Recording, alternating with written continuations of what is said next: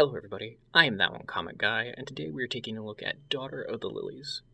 At first glance, this is your classic fantasy comic with ancient evils and powers beyond comprehension, but as you read, you'll catch some subtle hints at the possibilities of a deeper story just waiting to be delved into. Our story opens with Book 1, A Girl with No Face, which is a lovely foreshadowing to one of the character arcs we'll see as we go along. Chapter 1 opens with our main cast on an extermination quest to hunt down some cannibal cave elves. We see Brent, first of all, a quarter-orc young man who knows how to swing a blade but lacks any kind of higher education. Don't let that fool you though, what he lacks for in brains he more than makes up for with a whole lot of heart. Next we see Thistle, a younger woman and a mage. She keeps her hood drawn and a mask over her face at pretty much all times, leaving many questions as to who and what she is for several chapters. I wouldn't call her shy, but more reserved on account of the voice in her head constantly berating her for even the smallest of things. Funnily enough, this little voice also winds up plot relevant later on, and I honestly adore the layers that are used to show the anxiety she feels and how heavy of a toll it can be dealing with it. Moments later, we see Lyra, an elven martial artist, but because of Brent and their boss, has been relegated to the archer of the group. Foul-mouthed, eager to drink, and quick to pick a fight, Lyra is probably the most nerve-grating character of the entire main cast. Of course, she does get scenes that show she can and will learn from her mistakes, not that she'd ever admit it, but it's nice to see some well-written, subtle character growth. Lastly, but certainly not least, we have my personal favorite character, Orig, the grizzled full-orc leader of this band of mercenaries, far too old to put up with anyone's shit, but smart enough to know that not every problem can be solved with blood and steel. He takes care of his employees, as well as most of the paperwork that comes with running a band of mercenaries for a guild. It's so good to see a big, powerful warrior not dropped into the muscle-brained, oafish stereotype. Not to mention his Russian accent. I love reading his dialogue as well as seeing him swear in Russian. It fills my heart with joy anytime Orig speaks and acts as the big dad of the group. The story so far seems to have a focus on Thistle's mysterious past, which we've managed to get hints about here and there. She was obviously raised in a much more well-off lifestyle than being a mercenary, from how she constantly looks into the finer things and higher-end fashions. But we don't really have a whole lot just yet on what exactly her life was, other than quick flashes. Personally, I like this slow build-up in pacing, allowing us to get to know who she is before being told who she was. And I won't spoil the big twist, as it's a rather fun guessing game as to what's under the hood, and I'd love to at least leave something to catch your interest. Something I truly adore in this comic is the subtle way it builds its world without dropping massive lore dumps onto you. Don't get me wrong, I love me some lore as much as the next guy, but the steps that are taken to show you the world has gone through something and come out on the other side as one of magic and adventure are truly fascinating and enjoyable to read. There's even an outright call to the fact that the world has been this way much longer than you think when Lyra makes a reference to the idea of historical fiction. Not only does this raise questions of the world, it answers a few. For example, we know that it has been long enough that history no longer recalls the era these ruins are from. We can also assume that some sort of catastrophic event changed the world as we know it, or at least would have any sort of recognition of it. Another small detail that I love, though it is explored a bit more in depth in a later chapter, is how magic is treated more akin to a sort of science instead of some primal, unknowable force. An example is the fact that the word mage is treated as a catch-all name for those who practice magic, while the scientific terminology is thaumaturgus.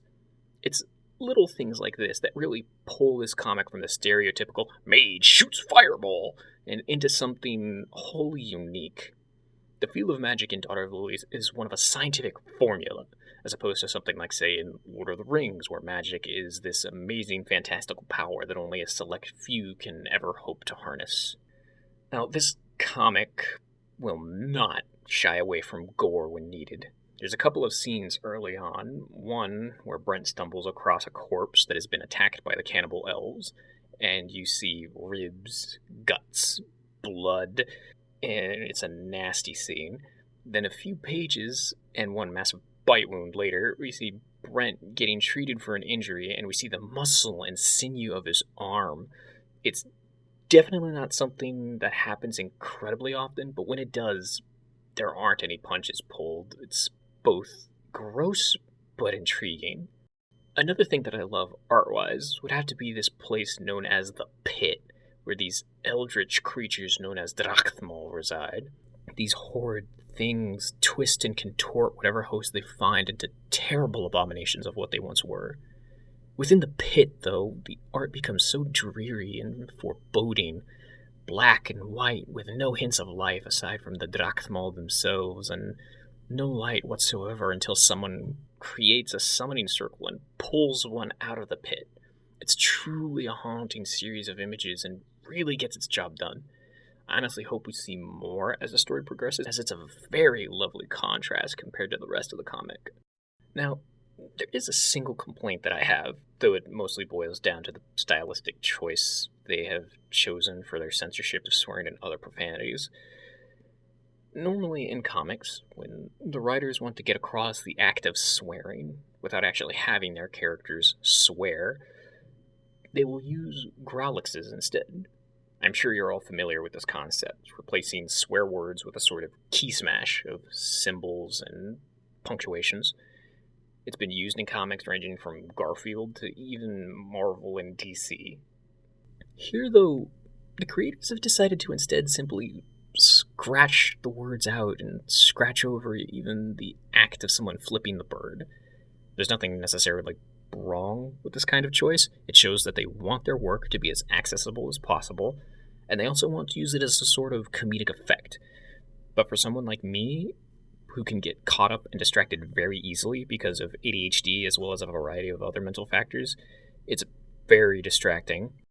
Because Gralixes are so ingrained into comic culture and I've grown up seeing them, it's very easy for me to move past them saying, okay, this character is swearing, next speech or thought bubble.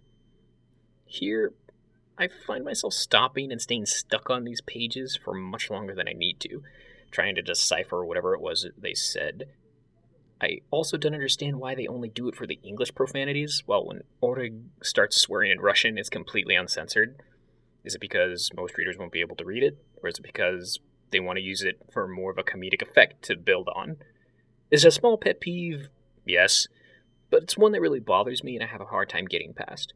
So if you have any sort of inclinations to think or react in similar ways, I'm just giving you a fair warning. I still very much like this comic, even with my hangups. It has great plot threads, is wonderfully paced, fantastic art and ideas around classic fictional concepts, and is just an all-in-all great fantasy adventure story so far.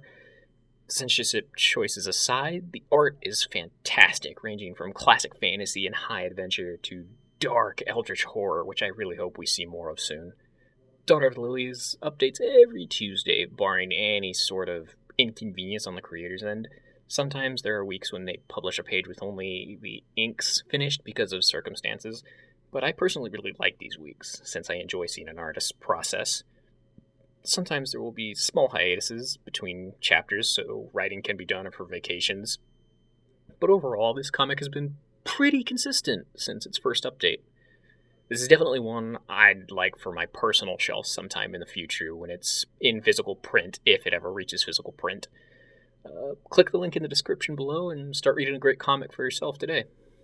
As usual, you'll find the creators' links down below, and be sure to hit that subscribe button and the bell so you're notified when my next video goes up.